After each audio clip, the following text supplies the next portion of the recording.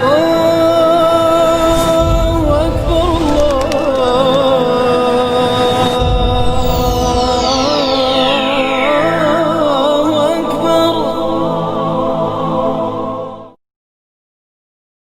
pilcaleg mau bertengkar, jangan. Mereka mau jadi anggota DPR, kamu tim sukses bertengkar. Ini juga karang-kara tim sukses kasih berkelahi orang. Dia mau dapat proyek, bohong aja kerjanya. Baleho pak, siap aman. Disuruh bikin 10, 2 aja dia bikin. Ada tim sukses di sini? Banyak. Ibu majelis taklim juga biasa jadi tim sukses. Gampang pak, anggota saya 100, tapi tolong belikan kami seragam. Pret. Ayo, jangan bertengkar gara-gara janji-janji politik. Politisi kau percaya, hancur kau. Itu politisi kalau mau dipilih gayanya luar biasa. Pakai gamis, pakai songkok, pakai serban, bikin baleho, Allahu Akbar. Tidak pernah didapat di masjid. Apa pembohong begitu kau mau percaya? Dia bagi-bagi kartu namanya, pilih saya, kita sama-sama orang Sulawesi, pilih saya, ada masalahmu, nih kartu namaku, telepon saya 24 jam. Begitu terpilih, dia ganti nomor HP-nya. Itu yang kau mau percaya? Dongo. Ayo, sudah, jangan bertengkar. Sekarang sudah selesai pilpres. Kalau ada yang merasa dibohongi, kau tidak usah ribut.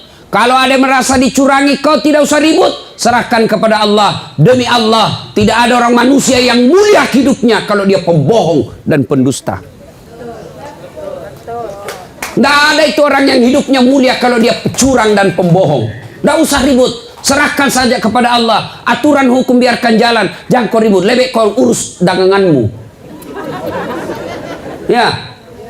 Sekarang tidak ada lagi 01, 02. Tidak ada lagi Prabowo, tidak ada lagi Jokowi. Yang ada sekarang 01 tambah 02 sama dengan 03, Persatuan Indonesia.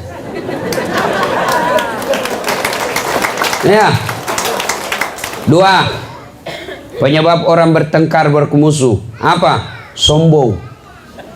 Apa itu sombong? Pakai barang mahal, belum tentu. Pakai itu. Ibu-ibu punya emas, pakai itu emasmu supaya orang tidak remehkan kamu. Apa sombong? Belum tentu. Kapan kau sombong? Kalau kau hina orang yang pakai palsu. Pakai emasmu, pakai kalau perlu tulis emas murni. Tapi jangan kau remehkan orang. Nih bapak-bapak kalau mau pakai ini emas pakai, mau pakai Rolex pakai, mau pakai Rado pakai, mau pakai baju krokodil pakai. Tahu krokodil? Cabuaya. Sekarang tidak ada lagi di sini pakai cabuaya karena dia sudah jadi buaya darat. Boleh pakai. Kapan kau sombong? Ketika kau hina tetanggamu. Kau tahu ini bajuku? Ini Singapura 3 juta. Kamu tidak bisa beli, miskin. Kau sombong.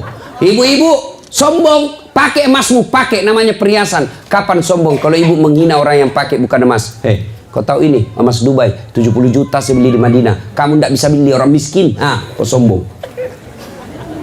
Pakai emas boleh, yang penting jangan kau terlalu sombong. Mentang-mentang pakai emas gelang, gak begini terus.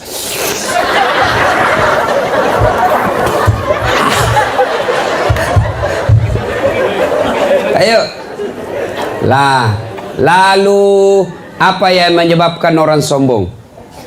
1, sebab orang sombong itu biasanya bertambahnya ilmu, kata Nabi.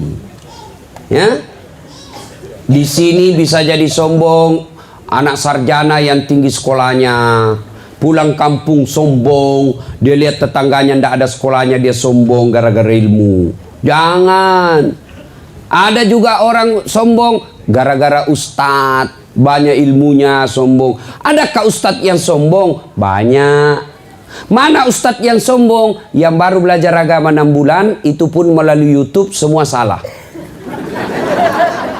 Ayo, adik-adik yang baru belajar ini, yang merasa dirinya kelompok hijrah, komunitas hijrah, baguslah kau bertobat dan mendekatkan diri kepada Allah. Tapi jangan kaku memahami Islam.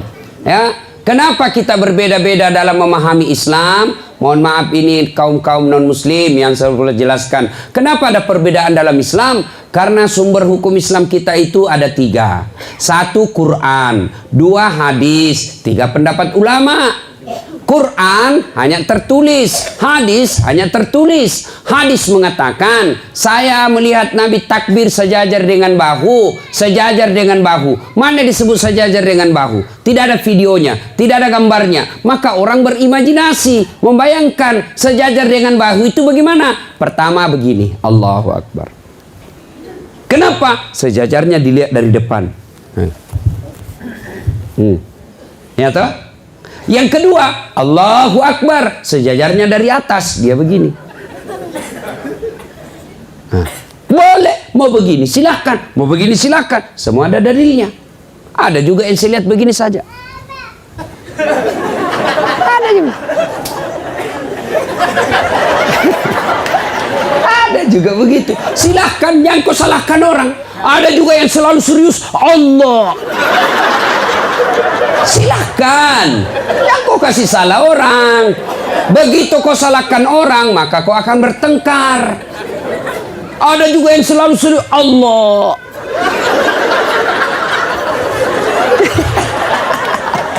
Silahkan, jangan salahkan orang, ya. Jelas ya? Ya. Jangan sombong gara-gara ilmu. Allah marah, dia cabut ilmumu, maka kau bisa pikun. Kalau pikun mana ada obatnya? Pak, kalau ada orang jago sekali salah-salahkan orang, tanya saja. Kalau dia bilang dirinya jago, bos, apa terjemahannya Alif Lam Mim? Itu saja kau tanyakan. Apa terjemahannya Yasin? Dan sudah bilang, tidak tahu. Apa kau mau sombongkan? Yasin aja kau tidak tahu. Ya, jangan sombong gara-gara ilmu. Marah Allah deh, kasih pikun. Ada orang, Pak, banyak sekali gelarnya, banyak betul gelarnya. Begitu dia mau pensiun, mulai pikun. Diprotes sama istrinya, Pak, biasanya kalau kau mau mengajar, kau cium-cium jidatku. Ini sudah hampir 2 minggu, tidak pernah lagi kau cium saya. Dalam hati suaminya, astagfirullah, berarti siapa kau cium selama ini? Ternyata pembantunya dicium.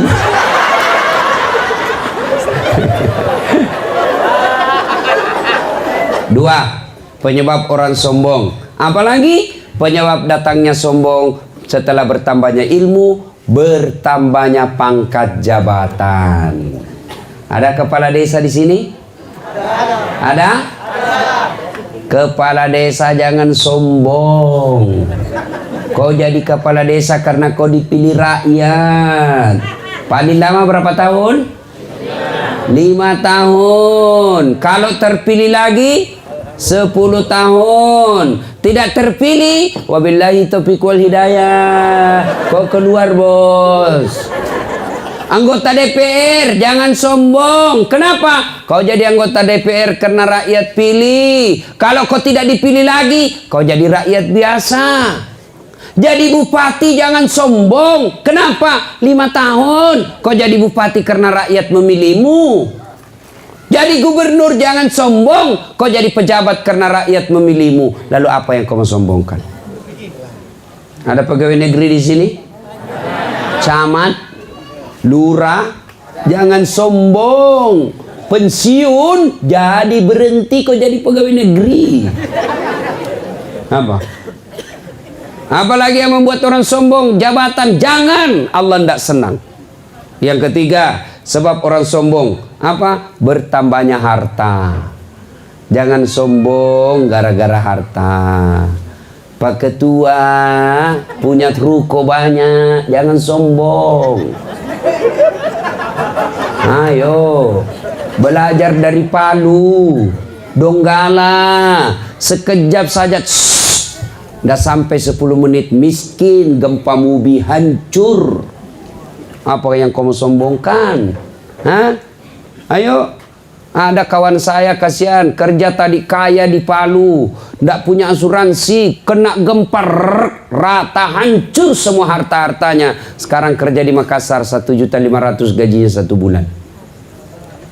Apa yang kamu sombongkan? Oke lah, rumahmu bagus, tabunganmu banyak, tapi Allah marah, nah kasih penyakit. Penyakitnya apa? Tidak bisa makan nasi, tidak bisa makan garam, dilarang makan gula, dilarang makan daging, dilarang makan lembok, sambal, apa aja bisa namakan? Ubi rebus. Uangnya 1 miliar cuma ubi bisa namakan. Apa yang mau kau sombongkan? Hah? Apa yang mau sombongkan dengan harta? Jangan sombong. Ini cewek, apa kau mau sombongkan? Kau cantik 17 tahun, tapi 71 tahun. Masih cantik kau. Kenapa mau sombong? Apa ini bapak-bapak mau sombong? Jangan sombong. Allah tidak senang orang sombong. Makin tinggi pangkat, makin cerdas, makin banyak duit, dia tawadu. Oh, orang makin jadikan teladan. Nah, kau lihat itu Haji. Itu banyak duitnya nak, banyak hartanya, bagus jabatannya, tapi tidak pernah ngomong sombong. Yang kosong itu dia itu, contoh kau itu nak. Tapi kalau kau miskin, kata Allah, ya, ada 3 teman setan di dunia. Satu di antaranya ganiyun mutakabbir, orang kaya yang sombong. Minum dulu. 3 teman setan kata Allah dari dunia ini. Temannya setan siapa? Orang kaya yang sombong, ghaniyun mutakabbir. Itu temannya setan. Kaya harta sombong, temannya setan. Kaya pangkat sombong, temannya setan. Kaya jabatan sombong, temannya setan. Kaya ilmu sombong, temannya setan. Tapi orang masih bilang, ya wajarlah dia sombong, kaya, banyak uangnya, tinggi pangkatnya, cerdas, ya wajar dia sombong, ada jalannya. Tapi temannya kok setan.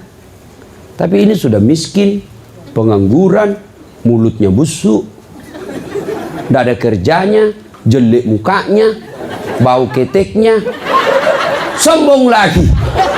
Bukan mau temannya setan, kau sudah jadi setan cilaka.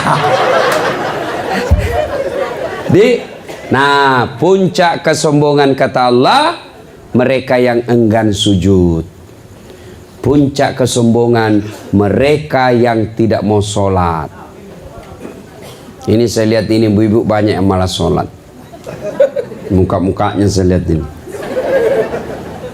Kapan ibu-ibu banyak tidak sholat? Selesai haid. Dia bilang suaminya, biasanya kau cuma 5 hari haid. Ini kau sudah 7 hari belum sholat. Orang belum bersih. Dia bilang suaminya, kau bohong toh? Apa bohong? Saya kasih lihat kau. Kamu kasih lihat. Ketawa baru dirinya nak kena ini semua ini. Nih. Apalagi perempuan banyak nak sholat. Kalau ada pengantin, gara-gara make up, mukanya dikira tembok, coklat, biru, abu-abu, keren. Itu semua serba palsu. Bulu matanya panjang palsu, alisnya tebal palsu, bibirnya merah palsu, pipinya biru palsu, pantatnya gabus, semua palsu. Apalagi ibu-ibu banyak dah sholat gara-gara pesta. Apa? Nih, jilbab sakaratil maut, 3 lapis, ada kuning, ada biru, abu-abu. Nah, kasih miring lagi sedikit di sini. Tuh ada yang miring-miring toh. Dan miring-miring barangkali miring otaknya. Ya. 14 pentulnya. Ada kayak pohon di belakangnya. Udah ikatlah di lehernya. Akhirnya dia bisa goyang lehernya begini. Dia pakai lagi roknya sempit. Dia bilang saya buru-buru kok.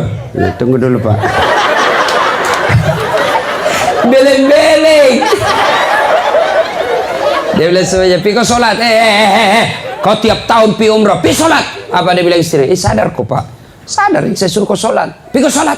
Dia bilang kau tidak lihat ini jilbabku. Gara-gara sholat jilbab tidak sholat. Ini semua ini. Ya. Kalau bapak-bapak tidak sholat kapan? Kalau dia pergi melaut. Apa dilarang sholat di tengah laut? Tidak ada. Apa dibenarkan boleh tidak sholat ketika melaut? Harus tetap sholat. Gimana kita mau sholat Ustaz? Kita tidak lihat apa? Kita tidak tahu arah kiblat, Ustaz. Kita di tengah laut. Kau lihat matahari di mana terbenam. Kalau di sana terbenam, ya sudah kau menghadap ke sana. Berdiri. Kalau kau perahu kecil, duduk saja. Kalau mampu kau berdiri, berdiri. Sudah itu kau harap sana.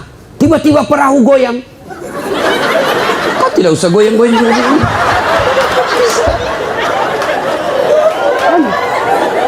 Ya. Ustaz, bagaimana kita mau sholat di perahu, Ustaz? Kita bau oli, kita bau keringat, kita bau matahari. Allah tahu bapak lagi dalam keadaan kerja, boleh sholat bau oli. Baju saya kotor, Ustaz. Allah tahu bapak lagi dalam keadaan kotor. Yang penting bapak tidak kena kencing bajunya dan tai. Boleh. Apa lagi? Apa lagi kau tidak mau sholat? Bilang apa? Saya jawab semua. Ayo. Ustaz, saya tidak bisa berdiri. Duduk. Bagaimana cara sholat duduk? Lihat ini, sholat duduk. Saya ajari nih. Anggaplah lagi di atas perahu, atau di atas kapal, atau di atas mobil. Sholat duduk. Begini caranya. Takbir. Allahu Akbar. Ruku, kepala saja goyang. Allahu Akbar. Sami'allahu liman hamid. Sujud, bukan cuma kepala goyang, badan ikut ditundukkan. Allahu Akbar. Sholat duduk. Ustaz, tidak bisa duduk, baring. Anggap di sana kiblat, kepala di sini. Nah, beginilah, anggaplah ini kiblatnya, kepalanya ini. Ya, sudah, ini saja goyang. Allahu Akbar. Allahu Akbar. Kepala sudah dikasih begini. Jelas. Saya tidak bisa begitu, Ustaz. Sholat pakai isyarat. Mana namanya sholat pakai isyarat? Matamu saja kau kasih goyang. Allahu Akbar. Sami'allahu liman hamid. Allahu Akbar. Boleh. Memang sudah begitu caranya. Mata pun sudah tidak bisa bergerak, Ustaz. Sholat dalam hati. Sholat dalam hati. Mana caranya sholat dalam hati? Semua bacaan sholat kau baca dalam hati. Tutup matamu, pejamkan matamu, pejamkan. Tangan tidak bisa bergerak lagi, mata pun, bibir pun tidak bergerak. Tinggal dalam hati. Bayangkan lagi ruku, baca doa ruku. Bayangkan lagi sujud, baca doa sujud. Sudah, namanya sholat dalam hati. Tidak bisa juga itu, Ustaz. Gampang. Ambil kain putih, bungkus, bawa dikubur. Apa lagi? Jangan ketawa, saya serius ini. Demi Allah, saudaraku, tidak ada keselamatan kalian dapat kalau kalian tidak sholat. Tidak ada gunanya kau puasa. Itu kalau kau baik sifatmu, lalu kau tidak sholat, tidak ada gunanya itu baik sifatmu. Kan biasa orang bilang, tidak penting sholat. Tidak penting, yang penting hatimu dong. Biar kau sholat kalau hatimu busuk, tidak ada guna. Yang penting hatimu bersih. Tiba-tiba anak muda berdiri dan bilang, setuju saya sama ini Bapak. Betul, karena dia juga tidak sholat. Kalau ada yang bilang yang penting hatimu baik, tanya siapa nabinya. Nabi Muhammad paling baik hatinya, Nabi Muhammad paling luruh akhlaknya, Nabi Muhammad paling baik tutur katanya, tapi beliau tetap sholat beribadah kepada Allah. Apa alasannya? Bagi mereka yang tidak sholat, di akhirat kelak Allah sampaikan, dah saat ini puasamu 30 tahun, ini hajimu 2 kali, ini sedekahmu, ini pembangunan masjidmu, mana kuncimu? Mana kuncimu? Apa kuncinya? Sholat 5 waktu. Tidak ada sholatmu, kau tidak bisa nikmati ini harta.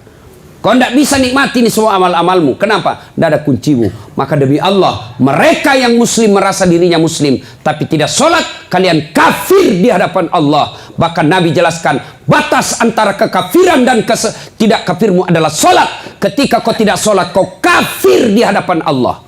Tidak ada agamamu mereka yang tidak sholat. Kristen jelas agamanya, Hindu jelas agamanya, Buddha jelas agamanya, Yahudi jelas agamanya, Islam tidak sholat, tidak jelas agamamu, kata Nabi. Maka kalau kau tidak sholat, tidak ada gunamu, meskipun kau puasa tiap tahun. Ini intinya ceramahku. Tidak ada gunanya kau semua baik sifatmu sama orang kalau kau tidak sholat. Apa susahnya sholat? Bilang, apa susahnya sholat? Kau dalam keadaan bersafir, jalan kau dari sini ke Tarantuka, 800 km, boleh kau sholat di atas mobil. Boleh sholat dalam mobil. Di atas perahu, kau sholat di atas perahu. Saya tidak bisa wudhu, tayamum. Tidak ada susahnya itu sholat. Tidak ada. Kalau bapak tidak puasa 3 tahun berturut-turut, taubat besok. 3 tahun puasamu yang lepas, kau bayar setelah kau taubat, tidak ada dosamu. Tapi kalau bapak tidak sholat tadi subuh, bagaimana caramu bayar? Bagaimana caramu bayar yang tidak sholat subuh tadi? Tidak ada cara balasnya kecuali kau tinggal suksaan neraka. Tidak bisa kau bayar sholatmu kalau sudah lepas. Gimana caranya? Saya sholat subuh, Ustaz. Kapan kau mau sholat subuh? Besok, Ustaz. Ya besok, saya buntu besok. Saya sholat 2 kali, lebih salah lagi. Makanya ketika kau tidak sholat, tidak ada nilaimu di hadapan Allah. Saya merantau, Ustaz. Sudah 30 tahun merantau dari Bima. Sampai sini tidak bisa hidup sukses. Sholatmu yang bermasalah. Saya sholat, Ustaz. Betul kau sholat, tapi kau tidak ikhlas. Hayya 'alas shalah. Asar lagi. Barusan duhur. Kau tidak ikhlas. Saya sholat, Ustaz. Betul kau sholat, tapi tidak semangat. Rasanya tidak ketemu Tuhan, tidak senang ketemu Allah. Allahu Akbar. Bismillahirrahmanirrahim. Maliki yaumiddin.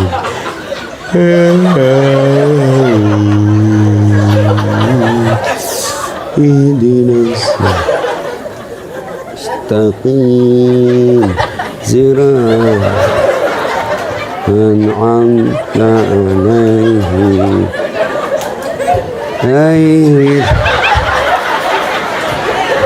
Siapa ajar kau sholat begitu cilaka? Allahu Akbar, kayak ditiup angin.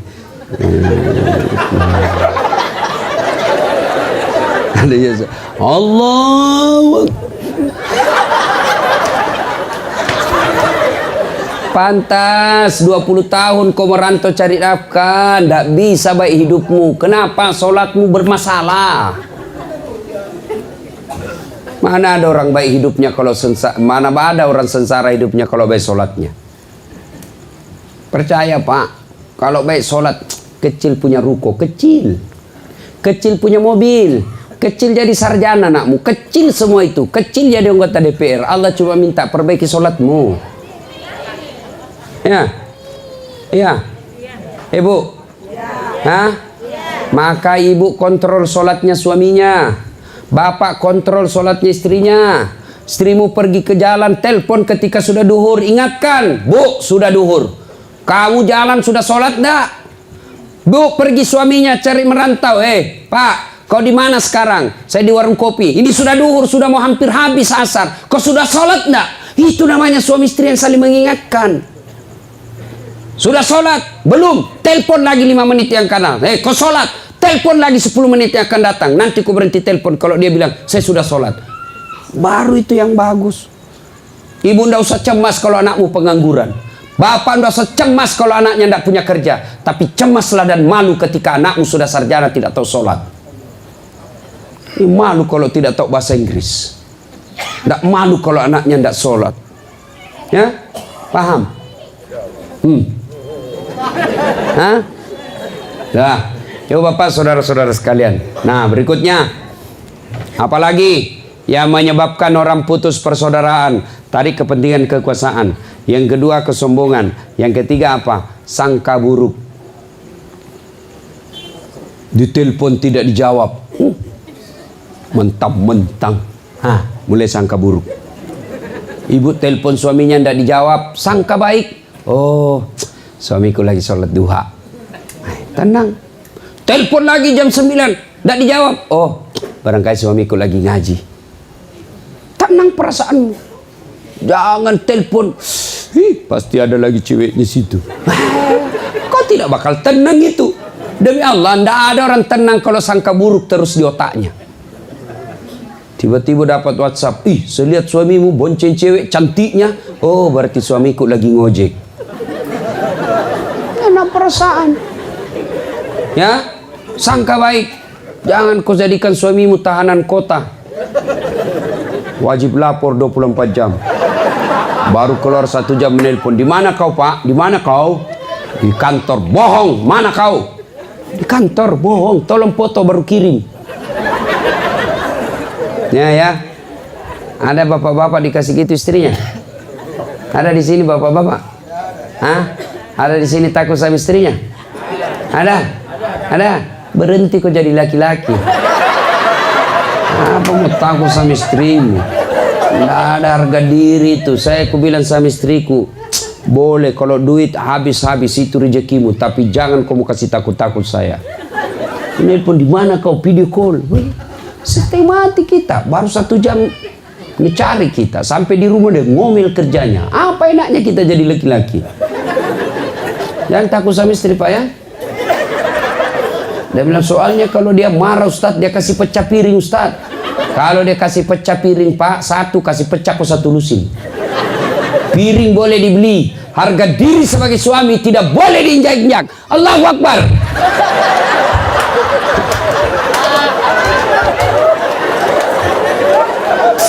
Yuk, ada bilang Ustadz, berarti Ustadz tidak takut sama istrinya. Apa sih mau takut sama istriku? Cuma istriku lebih berani dari saya. Ibu, ibu, mau masuk surga? Bukan cuma masuk surga, dirindukan surga.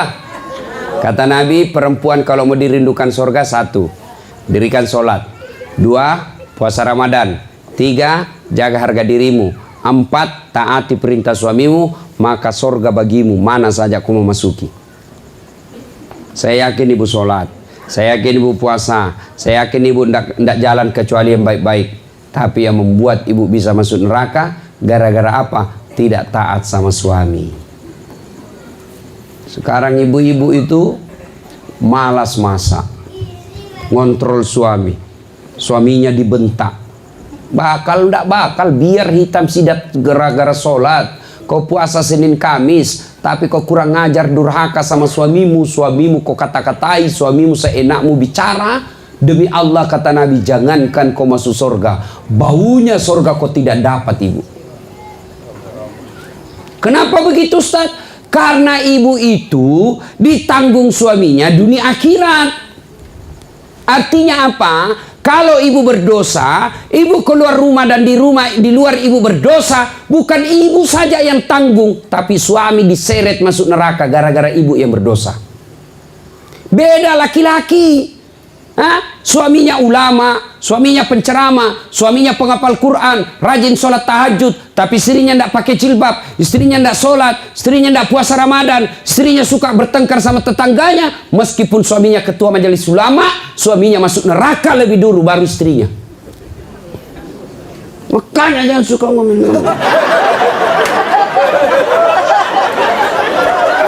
Tanggung ibu-ibu itu dunia akhirat.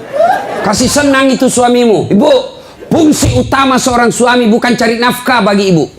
Fungsi seorang suami yang utama bukan cari makan, tapi apa? Mendapatkan ridho supaya ibu gampang masuk surga.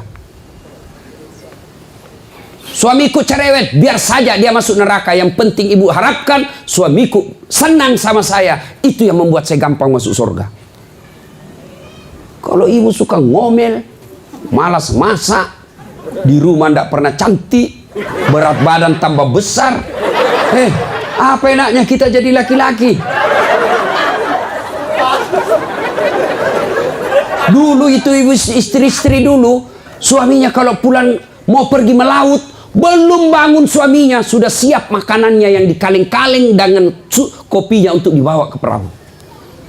Belum pulang suaminya sudah siap masakannya. Sekarang ibu-ibu pulang suaminya masakan 3 hari dipanasi nasi goreng. Jangan ketawa. So model-model perempuan malas ini. Enak juga kita suami itu kalau pulang capek melaut, pulang suami disambut istrinya dengan dandanan yang baik, rapi, parfum, harum, disambut dengan senyum. Assalamualaikum kakandaku, Arjunaku. Ya Allah, terima kasih kau kirim datang kembali pahlawanku. Mau pergi suaminya melaut, dia sambut, dia lepas dengan lagu. Ku lepas di kau pahlawan. Itu pulang suaminya, disambut lagi lagunya. Pulang suaminya, duduk suaminya, dia buka kaos sepatunya, lalu menyanyi. Bila kamu di sisiku, hati rasa syahdu. Enak, langsung hilang capeknya tuh suami di laut. Masuk lagi suaminya, dilihat rumahnya berantakan. Begitu suaminya mau marah, dilihat suaminya mau marah, langsung lagi menyanyi istrinya. Insaflah wahai manusia. Enak kan perasaan jadi suami.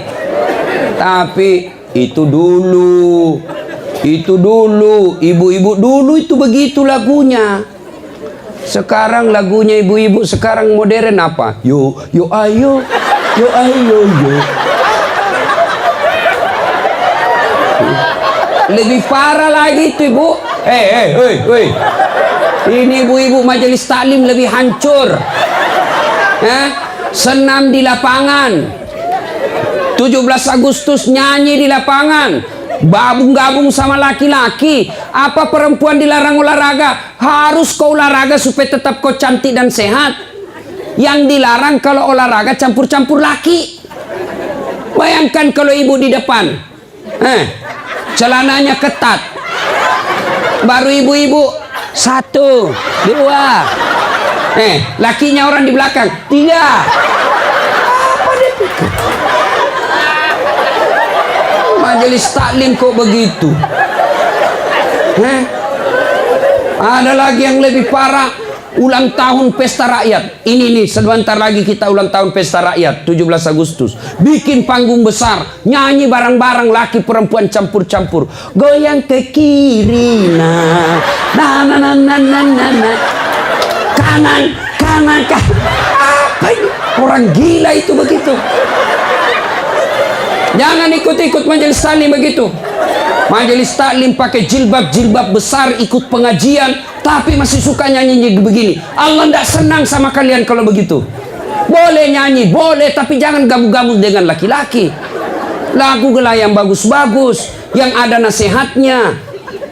Ya, jangan mentang-mentang dengar lagu nasihat, begitu suaminya sudah mulai pikun-pikun tua-tua, lagu nasihat sama suaminya. Apa lagunya? Bila Israel datang menjemput. Stres suaminya. Dah ya. Nah, waktu yang sangat terbatas. Apa hebatnya kalau banyak teman? Ya, apa hebatnya kalau banyak teman? Banyak teman, 1, murah rezeki. Murah rezeki. Kata Nabi, siapa yang mau umurnya panjang, siapa yang mau murah rezekinya, siapa yang mau gampang selesai urusannya, silul arham, sambungkan persaudaraan. Ya, kenapa memurahkan rezeki? Orang yang banyak teman, contoh, bapak ibu berdoa di masjid, selesai sholat maghrib sampai isya 1 jam dia berdoa. Ya Allah, murahkan rezekiku, tambahkan daganganku, murahkan laku semua ya Allah, gampangkan semua, murah rezeki saya. Apakah tiba-tiba ibu berdoa 1 jam uang jatuh dari langit-langit masjid? Cukup. Itu film karton. Lalu kalau ibu berdoa, bagaimana cara datangnya rezeki? Bagaimana datangnya rezeki? Datangnya dari tangan manusia. Maka kalau mau banyak rezeki, banyaklah temanmu supaya banyak tangan yang datang bawakan kau rezeki. Saya tidak banyak uangku, tapi banyak temanku. Di Makassar hampir tidak pernah laku duit saya, Pak. Di mana-mana saya pasti ada yang bayarkan. Saya ke warkop, begitu saya mau bayar, tapi Ustaz, sudah ada yang bayar. Saya pergi ke pasar lelang, pasar Lelong Makassar. Baru saya turun dari mobil, ada yang teriak, "Assalamualaikum Ustaz." Dalam hatiku aman. Aman, pasti dibayar. Keranjang saya ada isi ula, ada isi gula, ada isi telur, ikan, sayur. Berapa Ji? Nggak usah Pak Ustadz. Nggak enak Pak. Nggak usah Pak Ustadz. Dalam hatiku, memang itu yang kutunggu. Banyak teman, banyak rezeki. Iya kan? Coba lihat orang yang banyak temannya. Selalu itu Berapa? Sebenarnya sama tetangga ini 10.000 Pak, tapi sudahlah Bapak bayar modal saja 9.000. Tuh banyak modal, banyak rezeki. Yang kedua, banyak teman, gampang selesai urusan. Saya ke kantor polisi, perpanjangan SIM dilihat sama Kapolres. Assalamualaikum Ustaz. Siap Komandan. Waalaikumsalam. Kenapa Ustaz? Ustaz, Komandan, perpanjangan SIM. Oh baik, gampang Ustaz. Kapolres terpanggil Kasat Lantas. Kasat Lantas, tolong bantu Ustaz urus SIM-nya. Jangan kau lagi minta uangnya, berdosa kau uang Ustaz kau makan. Selesai. Ayo, banyak teman, gampang selesai masalah. Begitu Bapak berurusan di kantor polisi, sahabat saya itu, sudah, tidak usah lanjut. Banyak teman, gampang selesai masalah. Yang ketiga, banyak teman bisa terpilih pilkada. Ya Pak. Dan yang keempat, banyak temanmu sehat walafiat, panjang umur. Kenapa bisa? Banyak yang doakan. Saya ini Pak, laki-laki jarum super. Jarang di rumah, suka pergi. Saya hampir tidak pernah di rumah Pak. Lebih banyak di luar, saya tua di jalan. Coba. Orang biasa bilang, kok kuat begitu Ustaz? Ini kameramen saya saja biasa boleh. Capek, sakit, badan, saya sehat. Allah, apa resepnya? Banyak yang doakan saya. Di Instagram saya, Ustaz, semoga sehat walafiat, semoga Ustaz dimudahkan perjalanannya, dan tentu mereka doakannya saya ikhlas dan tulus. Maka bodoh kita Pak kalau banyak musuh. Biarkan orang memusuhi kita, tapi jangan kita yang mencari musuh. Ya? Nah, sekarang lagi, bagaimana cara menyambungkan persaudaraan? Bagaimana? Satu, maafkan orang yang salah. Sakit hati Ustaz, biarlah sakit hatimu Allah yang balas. Dia khianati saya Ustaz, biarlah Allah yang balas itu semua pengkhianatannya.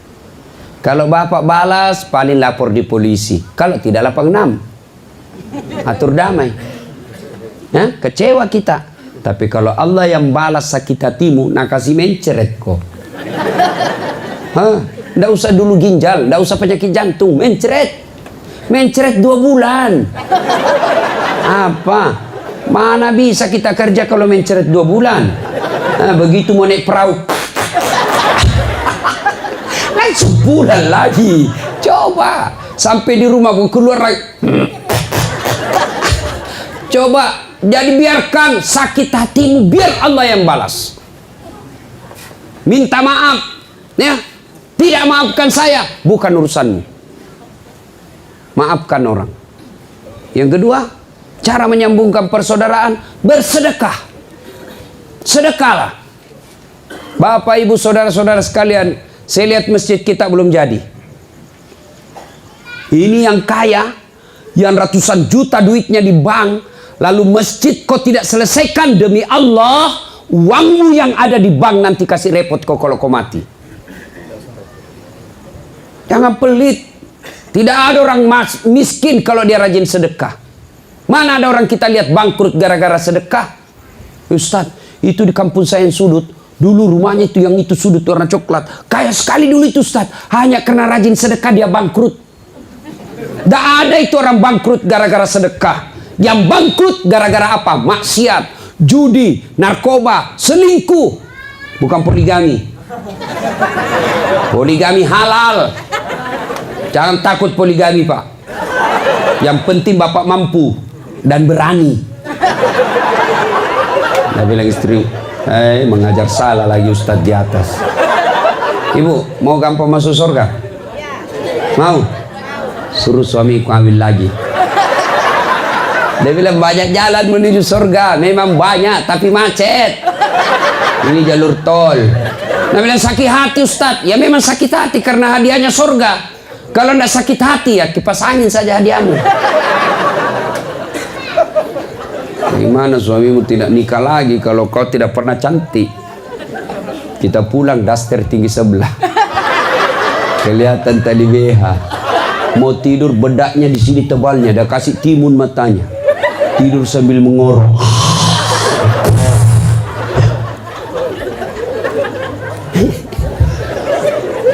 Ayo sedekah.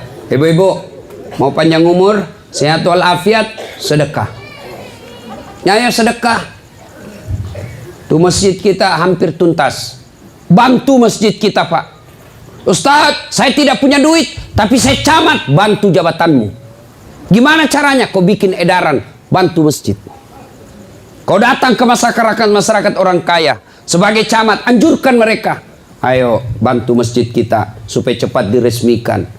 Karena biasa kalau camat yang anjurkan beda dengan kalau biasa orang rakyat biasa yang anjurkan. Saya bukan camat Ustadz, tapi saya orang kaya, bantu masjid dengan kayaanmu. Saya sumbang semen, saya sumbang tegelnya, saya perbaiki mic-nya, sumbang itu semua. Itulah kekayaanmu yang kau miliki, yang telah kau sumbangkan. Harta yang ada di rumahmu belum tentu kau punya. Mati mendadak anakmu yang punya. Kalau anakmu baik, kalau anakmu anak salah, nah pakai narkoba, setengah mati kau kumpul uangmu, ternyata dia pakai maksiat setelah kau sudah dikubur. Bu ibu, jangan biarkan suamimu sedekah sendiri, bantu suamimu untuk sedekah. Enaknya itu kalau kita mau sedekah langsung istri bilang, Pak, berapa sedekah ke masjid? 300 ibu, tambahlah jadi 500, 200-nya untuk saya.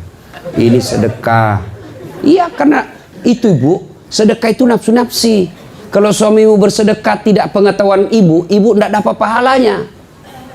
Makanya bilang, ibu, bapak 300, saya 200. Yang 200 ini untuk amal saya di akhirat nanti. Kalau ibu tidak sedekah, suami nanti masuk surga, ibu masuk neraka. Ada memang itu orang pelit sekali, ibu-ibu. Mau lihat pelitnya ibu? Kalau dia ke pasar, beda 1000 tuh dia kelilingi semua pasar. Ketawa sambil baku lihat. Dia bayangkan dirinya. Kalau penjual sayur dia tawar setengah mati. Padahal kalau masuk ke mall tidak pernah ditawar. Berapa sayurmu? 1000. Mahal betul. 900 ya? 1000 bu.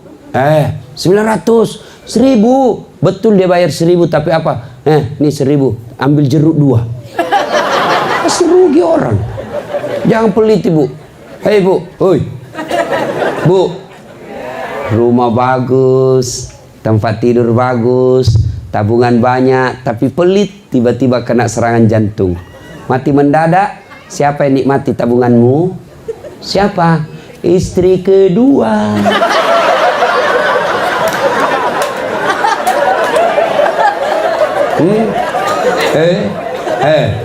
Kau sudah dikubur, disiksa sama malaikat karena kau terlalu pelit. Istrimu, suamimu enreyen dengan istri barunya. Hancur kau. Maka jangan terlalu pelit, ya. Sedekahlah ibu, demi Allah. Saya tidak bisa sedekah 1 juta, sedekahlah dengan seadanya. Saya tidak bisa sedekah dengan uang Ustaz, saya orang miskin, sedekah kau dengan tenagamu. Bangun itu masjid, kau datang angkat-angkat semen. Saya tidak camat, saya tidak orang kaya, saya tidak punya tenaga. Sedekah dengan ilmumu, pakai otakmu kalau sebagai mahasiswa. Saya juga tidak punya otak Ustadz. Sedekahlah dengan cara apa? Diam. Jangan banyak bicara. Ada juga tidak pernah datang di masjid, tidak pernah nyumbang, tidak pernah gotong royong. Diam saja kau pelit. Ya, sedekah. Bantu tetangga. Demi Allah, tidak ada orang bangkrut gara-gara sedekah. Ustaz, kenapa saya miskin? Susah pergi umroh. Karena kau pelit. Selalu berpikir, kalau saya belanja ini, nanti apa besok? Nanti besok apa? Jangan putus asa. Allah punya rezeki. Allah yang ngatur itu rezeki manusia. Kenapa kita miskin? Karena selalu nolak sedekah. Kalau saya sedekah ini, apa saya makan besok? Kalau saya bantu ini, apa saya lusa? Allah marah kalau kau tidak percaya. Rezekimu lusa ada yang Allah yang ngatur. Keluarkan hari ini. Soal besok Allah yang tahu punya urusan. Maka ibu jangan pelit. Jangan kau takut bersedekah. Tidak ada orang miskin gara-gara sedekah. Maka bersedekahlah supaya Allah ganti lebih banyak dari itu. Kenapa kita tidak bisa lepas dari kontrakan? Karena ibu pelit. Bawa ke masjid sedekah dengan niat, ya Allah, sedekahku ini agar rezekiku lebih banyak. Coba lakukan itu. Percaya mulai besok. Telepon saya Ustadz pembohong kalau rezekimu tidak nambah. Yang penting kau sedekah. Tapi kalau tidak mau keluar, Allah berpikir ini tidak yakin sekali saya kaya, sudah kasih miskin aja itu orang. Ana inda sonni abdi bi. Saya tergantung sangkanya hambaku. Kalau dia sangka kaya, saya kasih kaya. Kalau dia sangka miskin, miskin kalian. Nah, ibu bapak, saudara-saudara sekalian. Berikutnya, yang ketiga, cara menyambungkan persaudaraan. Berbuat baik kepada orang jahat. Berbuat baik, mukhlisin namanya. Bapak disakiti, jangan dendam, jangan balas. Tapi balas dengan apa? Doakan mudah-mudahan dia dapat hidayah. Masih ingat kisahnya? Rasulullah di Taif, dilempari satu kampung sampai robek bibir beliau. Datang malaikat Jibril menawarkan bantuan. Ya Muhammad, sudah keterlaluan ini orang Taif. Kau berdoa kepada Allah. Saya diperintah Allah, kau berdoa saja, saya hancurkan mereka satu kampung. Apa kata Nabi? Ya Jibril, jangan. Mereka melempari saya karena mereka tidak tahu saya membawa manfaat buat kalian. Kalau Allah ingin mendengarkan doaku, maka saya berdoa, ya Allah, berikan mereka hidayah, mereka petunjuk supaya mereka beriman kepada aku. Diberi hidayah. Begitu memaafkan orang yang salah. Bapak, ibu, saudara-saudara sekalian, ini yang disebut innallaha yuhibbul mukhlisin. Allah mencintai orang yang memaafkan sesamanya muslim. Bukan cuma saja memaafkan, tapi dia juga berbuat baik kepada orang yang menyakitinya. Itu yang disebut mukhlisin. Ini gampang diucapkan tapi sangat sulit diamalkan, karena hadiahnya surga. Yang keempat, cara menyambungkan persaudaraan. Datangi kawan kita. Tidak sekedar hanya kita bikin WhatsApp foto baru kita kirimkan, selamat hari raya Idul Fitri, mohon maaf lahir dan batin, saya sadar banyak sekali dosaku kepadamu, maaf ya. Caranya apa? Jabat tangannya, pandang matanya, senyum, selawat kepada Nabi yang keempat, lalu yang paling penting sebut judulnya dosa. Pak Ustadz, maafkan saya. Kenapa dek? Pernah hilang sandalnya? Iya woi, saya sayang betul itu sandalku, tidak tahu siapa yang curi. Saya minta maaf Ustaz, saya ngambil. Dikasih kembali dulu sandalku. Selama tidak dikasih kembali, selama itu maafnya tidak diampuni. Bapak ibu yang bertetangga, kalau mau berhalal bihalal, mau saling memaafkan, bapak pernah serobot tanahnya orang, kasih kembali tanahnya baru sah maafnya. Bapak-bapak minta maaf sama istri nanti harus sebut judulnya. Jadi kalau suaminya nanti minta maaf, bu, suruh sebut apa judulnya. Maafkan saya bu, apa judulnya? Tidak usah, nanti kau ngamuk lagi. Maafkan saya, apa? Janji tidak marah ya? Janji dong, saya tidak mau marah. Maafkan saya bu, dulu saya waktu tugas ke Sulawesi, saya silap ibu, saya selingkuh. Dia bilang istrinya, saya maafkan pak. Begitulah manusia biasa. Saya ikhlas memaafkan bapak, karena waktu bapak juga tugas ke Sulawesi, saya juga selingkuh.